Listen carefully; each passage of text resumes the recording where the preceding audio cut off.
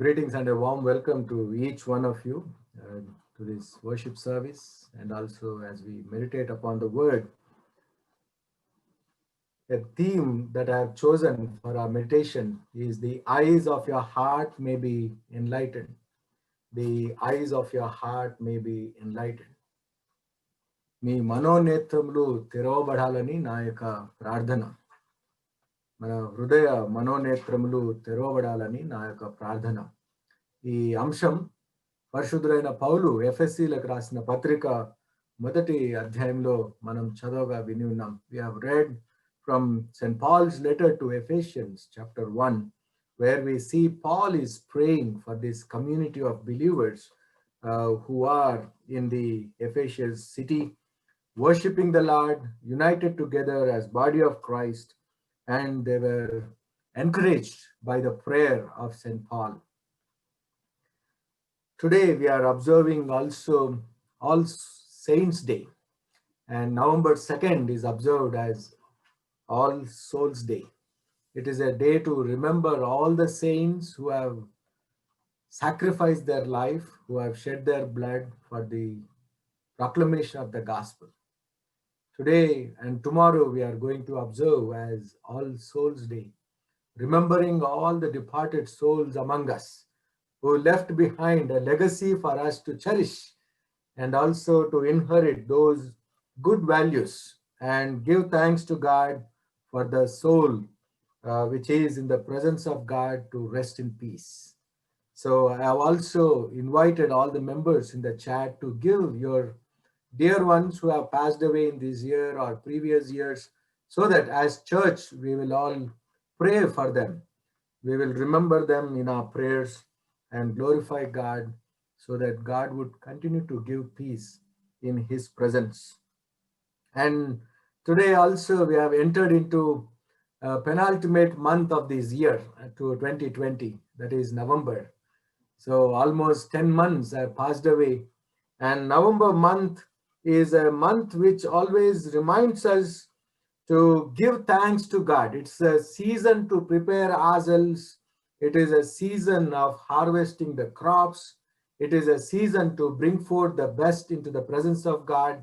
It is a season to prepare ourselves for the coming of our Lord Jesus, because the Advent season in the church year also is going to begin in the month of November. And I googled about what exactly is November month.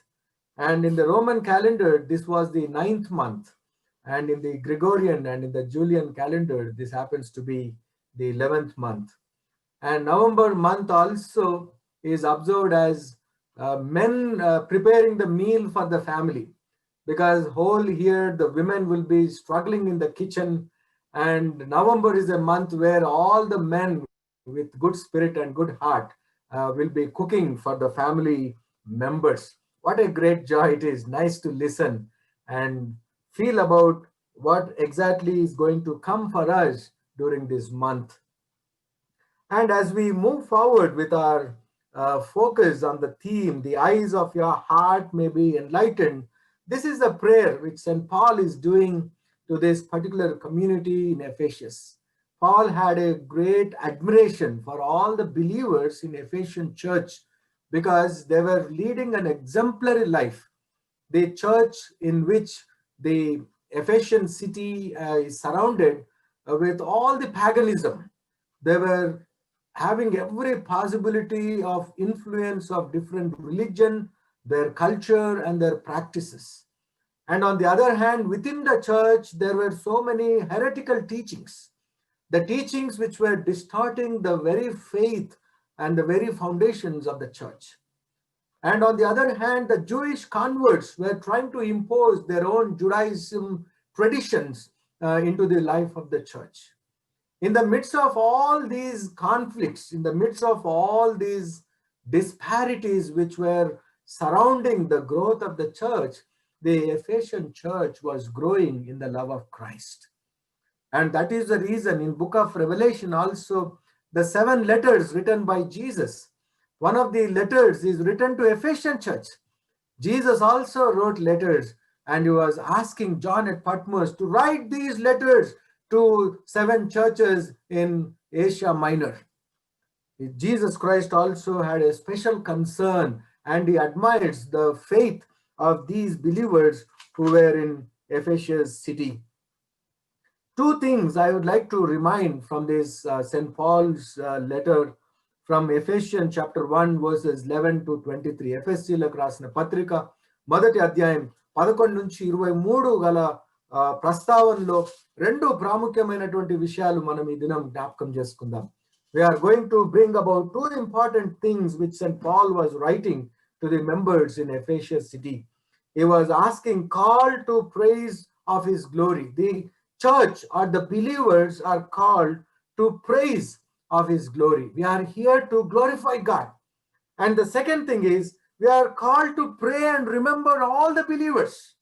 We are called to pray and remember all the believers. St. Paul is doing these things.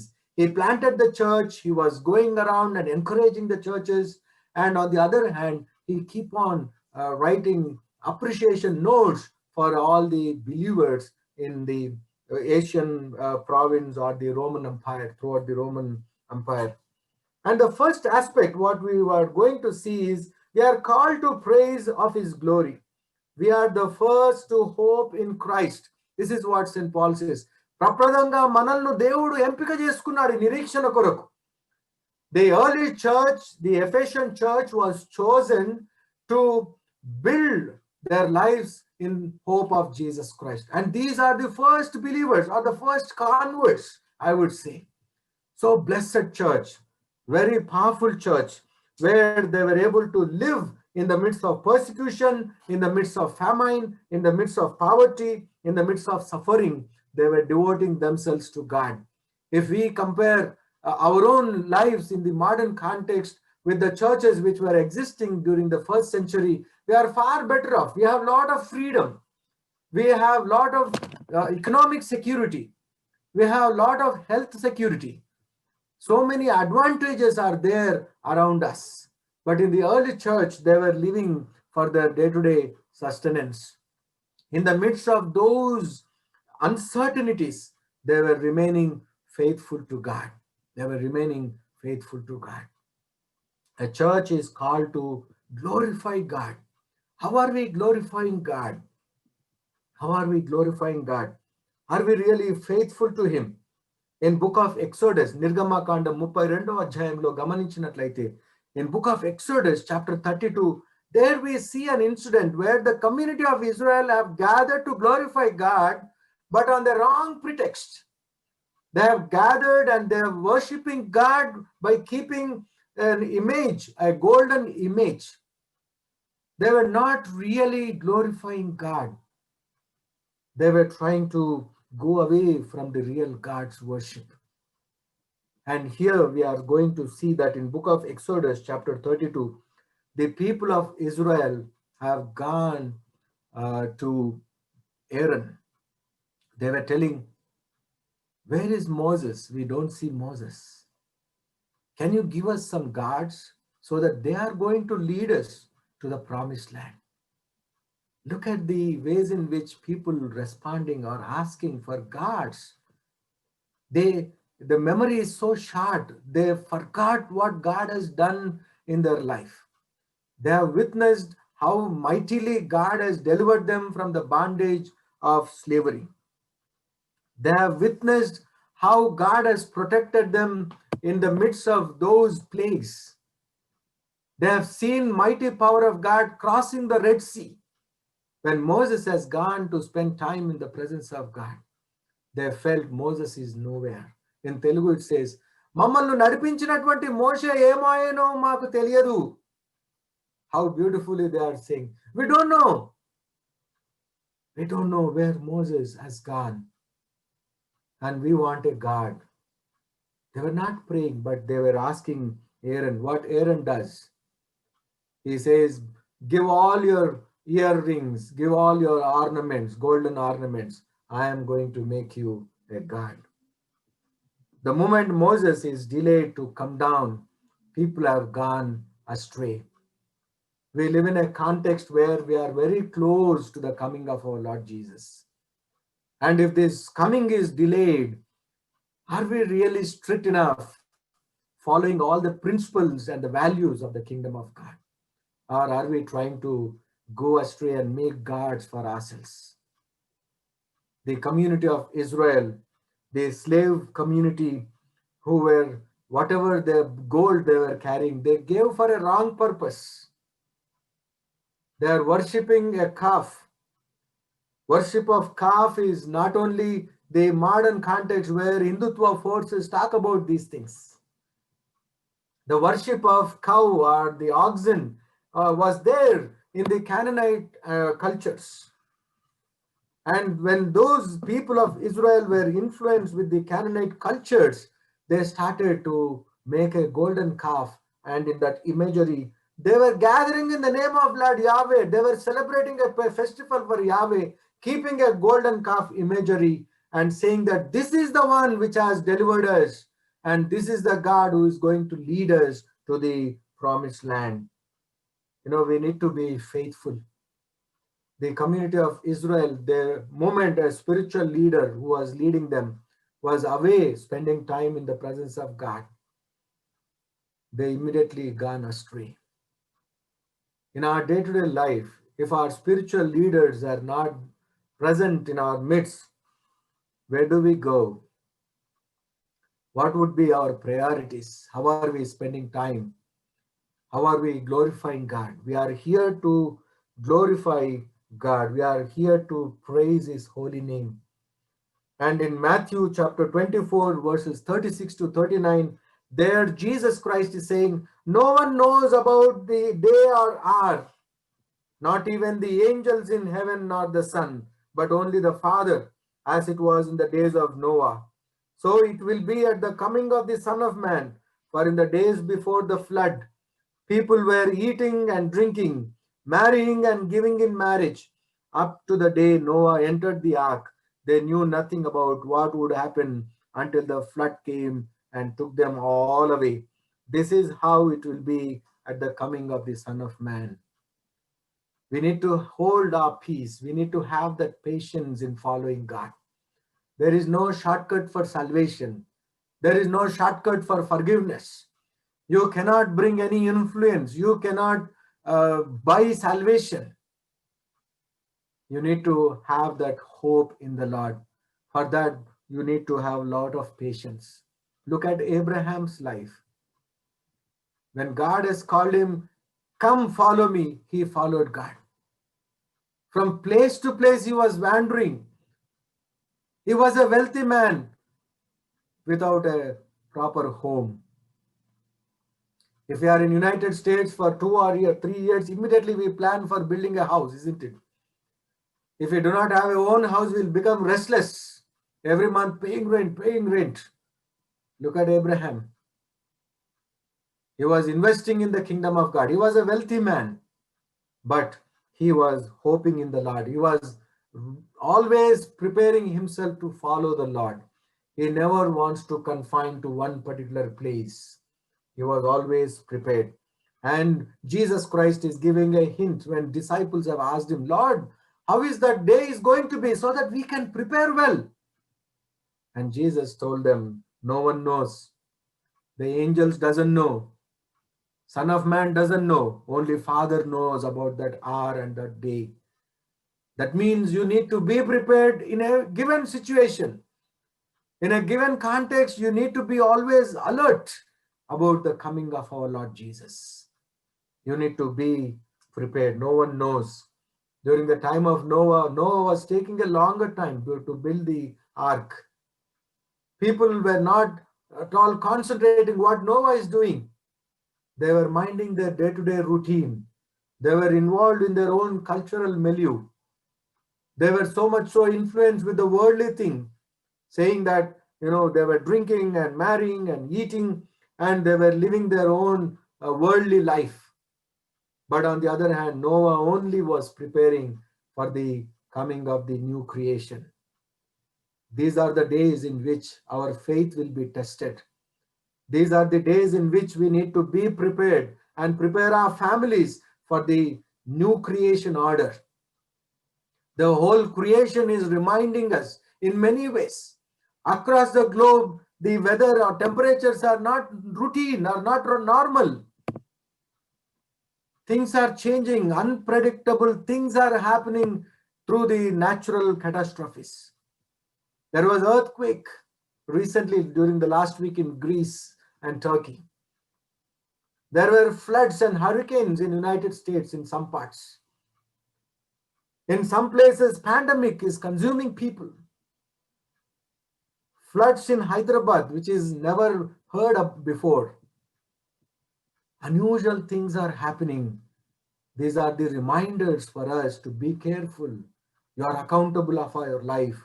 You are here to glorify God. What kind of glory are you bringing to God's presence?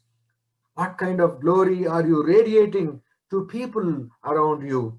St. Paul is reminding to Ephesian community, saying that the eyes of your heart may be enlightened. You will not see with your physical eyes. I want you to see with your spiritual eyes.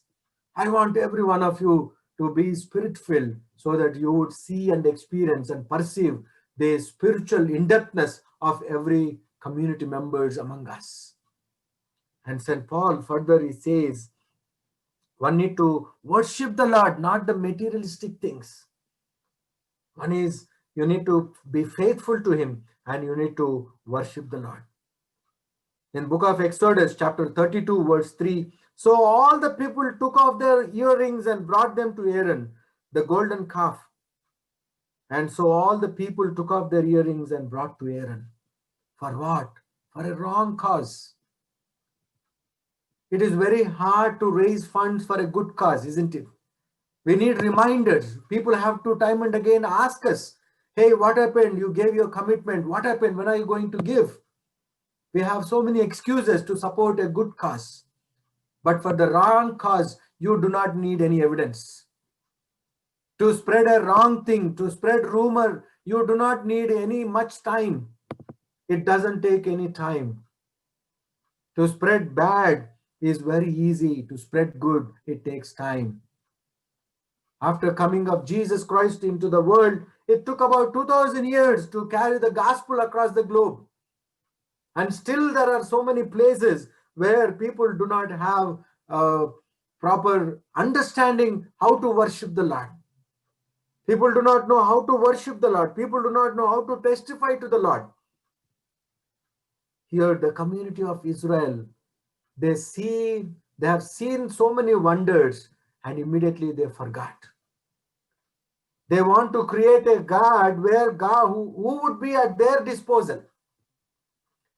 Come, let us make a God for ourselves means a God would be in their control. They want to have a control on God. But we have a God who is in control of everything. He wants us to be in his control. That is what St. Paul is saying. We are predestined. We are predestined. If you obey, you will be part of it. If you are disobedient, you will fall away apart. You will be the loser, not the Lord. If you go astray, it is not God who is going to lose something, but it is you who would be at a loss. Therefore, you need to worship the Lord. Your life should be worship. Your life should have that rhythm of praise. Your life should have the rhythm of thanksgiving. Your life should have the rhythm of proclaiming the gospel. In our worship service, there are so many elements, isn't it? We have prayer. We have confessions. We have thanksgiving prayers. We have intercessory prayers. We have sermon. We have offertory, that is giving ourselves. We are participating in the body and blood of Jesus, that is proclaiming the death of Jesus Christ. Likewise, our life should be a worship with this rhythm, the rhythm of prayer, the rhythm of thanksgiving, the rhythm of seeking forgiveness, the rhythm of proclaiming gospel, listening to gospel, and also giving yourself to God. There should be a rhythm in our life. Hearing the word of truth, you are being marked in him with a seal and the gift of Holy Spirit. This is what St. Paul is reminding the community in Ephesus. You are being marked with the seal of Jesus Christ. With the seal of Jesus Christ. When the community of Israel were liberated, Lord Yahweh has asked the community of Israel to sacrifice a lamb and take the blood and apply to all the doorposts, so that when God is going to judge, when God is going to pass, he is going to spare the people or the houses which have the mark of the blood of the Lamb. Likewise, when we are baptized into the witnessing system of the body of Christ, when we are marked with the cross on our foreheads, on the day of judgment, God is going to spare us. On the day of judgment, God is going to protect us. Here, the community of Israel have forgotten, and the community of Ephesians were able to rejoice in the Spirit of God, because they were marked in Him with the seal and the gift of Holy Spirit. This is very powerful. This is very powerful. That is how there was a guarantee about the inheritance until the redemption. If you have the mark of Jesus Christ on your forehead, there is a guarantee. That means you are bearing witness to the cross of Jesus Christ. You are testifying to Jesus Christ through your body, because your body no more belongs to you. It is very precious in the sight of God. He will not allow his dear ones' bones to decay. That is the promise that we have in the Word of God. That is the truth of the Spirit of God. That is the word which is given to us. In James, Yaakov Patrika, in James chapter 1, verse 18, there he says, we may be kind of first fruits. For that reason we are chosen. You are the first fruits, a kind of first fruits. You are being chosen for that. As believers, we are chosen. Therefore, we need to always hear the word of truth. We need to always hear the word of truth, because we are marked with him in the seal and in the blood of Jesus Christ. We are being gifted with the gift of Holy Spirit, which guarantees our inheritance until the redemption. We need to, rest in God. We need to rest in peace. All the saints, when we say rest in peace, the soul is waiting for the day of judgment. And when the Son of Man comes, we are all going to be judged along with those who have passed away and those who are living. We are going to be judged. But the death is like a sleep for us. We don't say so and so person has died, but we say pass away. They are into sleep. In that sleep, as how when we are awakened with our name, we immediately know who is awaking us, isn't it? Is it Siri which is awakening us, or is it Alexa which is calling us, or our wife or our family member? Whoever is calling us, we will know. In the sleep also we will know the voice, isn't it? Likewise, when we lie down for sleep or death, when Son of Man comes, when he gives a call, you should be able to recognize that voice. Unless you read the word, unless you are marked in his seal, unless you are gifted with the gift of Holy Spirit, you cannot recognize. That is what Jesus Christ says. My sheep will listen to my voice. That means even in sleep, we should be able to recognize the voice of our Master. How is that possible? That is only possible when we involve ourselves in the worship, when we involve ourselves in hearing the word of truth. Definitely we would be participants in the eternal kingdom. The second point which St. Paul was emphasizing is call to pray and remember. I've been called. St. Paul always reminds, in all his letters, predominantly says, I'm an apostle to the Gentiles. He did not confine ministry to his own people. He did not confine ministry to his own race. He did not confine his ministry in the geographical realms. Gentile means 90 or 95% is Gentile and only 5% is Jewish. And that is where St. Paul has chosen to a wider community. And therefore he says, in the Lord there is Greeks, in the Lord there is Jewish community, in the Lord there is Roman community.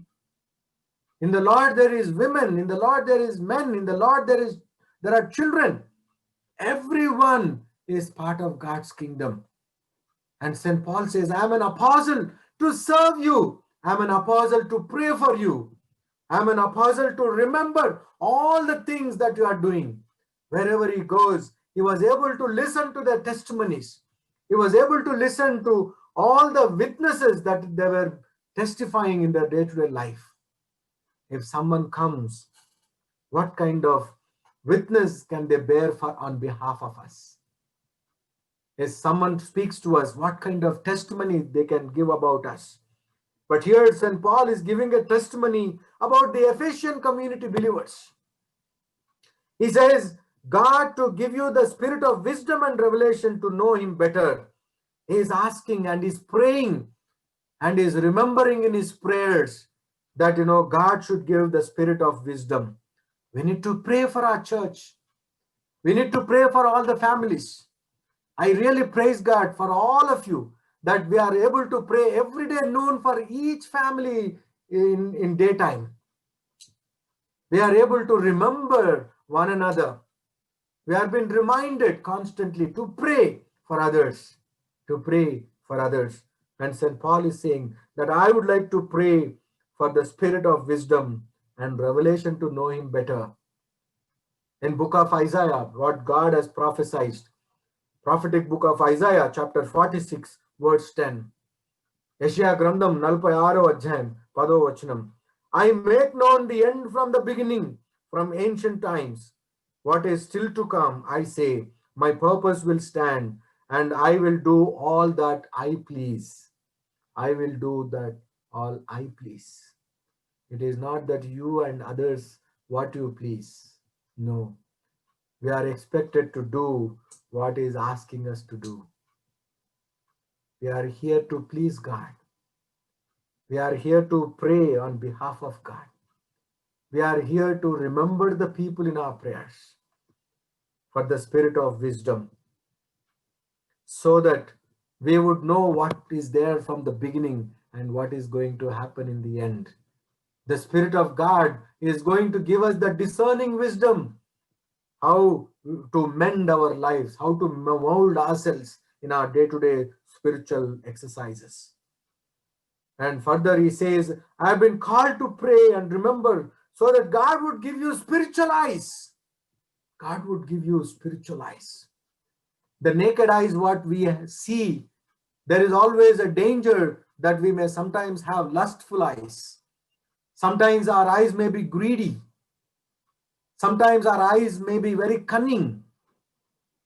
Looking at the eyes, one can really tell about a person, isn't it? What kind of look are we giving? Our body language and our eyes convey a lot than our words. And here St. Paul is saying, set aside all the bodily things. All the bodily things in flesh, we are prone for the weakness.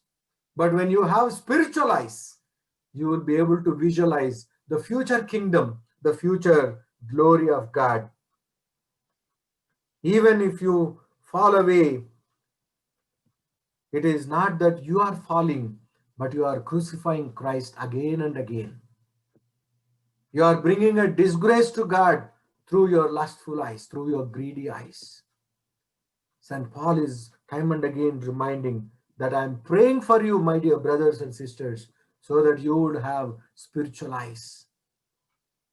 In Hebrews chapter 6, హెబ్రీయులకు రాసిన పత్రిక 6వ అధ్యాయం 4వ వచనంలో అంటాడు, by falling away from Christ, by closing our eyes, not able to see what God is doing in our day-to-day life, you are crucifying him again and again. You are bringing a disgrace to God. Through you, in and through your attitude, in and through your actions, in and through your eyes, are you committing something against God's will? Are you bringing disgrace to God? This is a time to turn away from those things. What kind of eyes do you have? We always admire ourselves, our eyes, isn't it? But here St. Paul is saying you better have spiritual eyes. Have that maturity so that all the riches of his glorious inheritance in the saints would be shared with you. In book of Revelations, chapter 7, verses 9 to 17, there a community is created in the presence of God. They were wearing white robes. They were holding palm branches and they were glorifying God. What are they saying? Salvation belongs to our God. He is a universal God. He is the only authority to forgive sins. There is no other power on this cosmos to forgive our sins. This is the power, this is the dynamite that God has given to us, the gift of Holy Spirit. The Holy Spirit is given to us so that we would overcome and defeat the evil. God has given us that power, a power to forgive. If you forgive, I am going to forgive their sins in heaven. What a blessed privilege God has given to us. If you bind it here, I am going to bind in heaven. This is the assurance.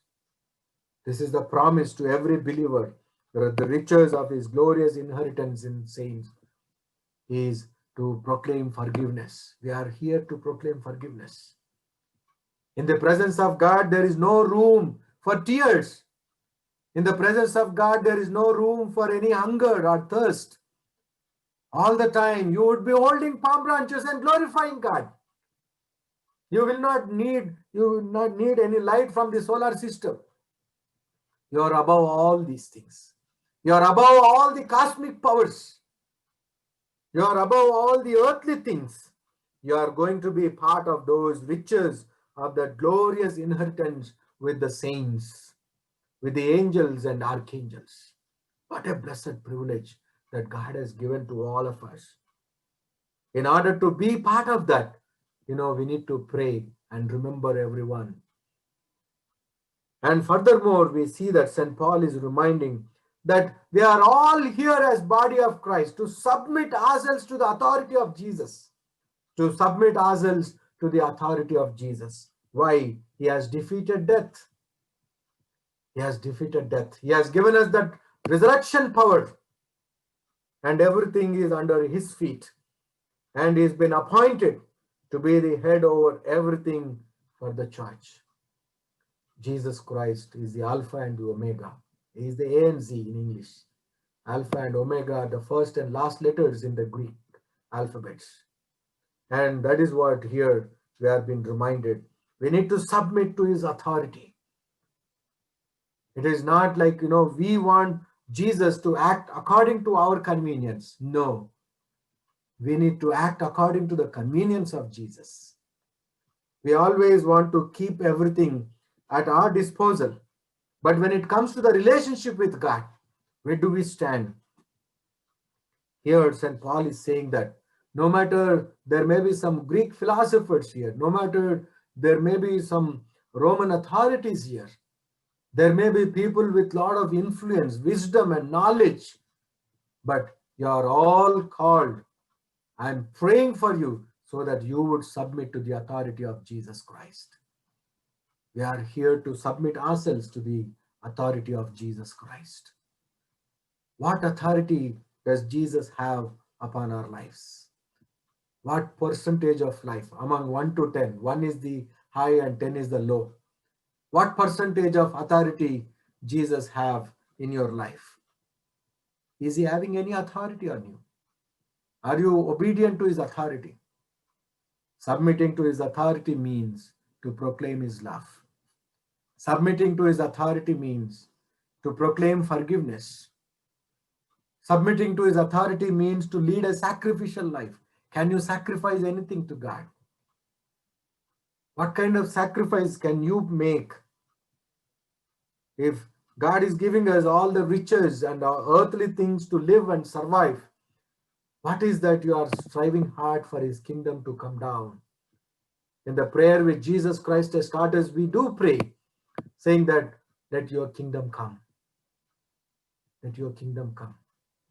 If you and I doesn't respond, if you and I do not pray and remember and seek God's prayer for the spirit of wisdom, for the opening of our spiritual eyes, for the power to defeat the death, we cannot achieve his kingdom to be established on the earth?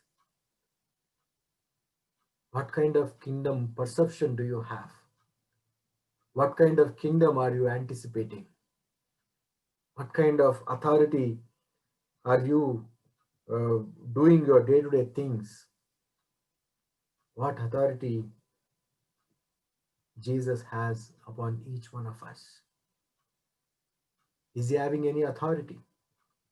If our spiritual eyes are open, if our heart is open, then we can perceive these things. We will be totally under the authority of Jesus Christ. My dear brothers and sisters in Christ, today as we continue to reflect throughout this week, continue to read this chapter, Ephesians chapter 1. It's a very beautiful chapter which reminds that we are called to praise the glory.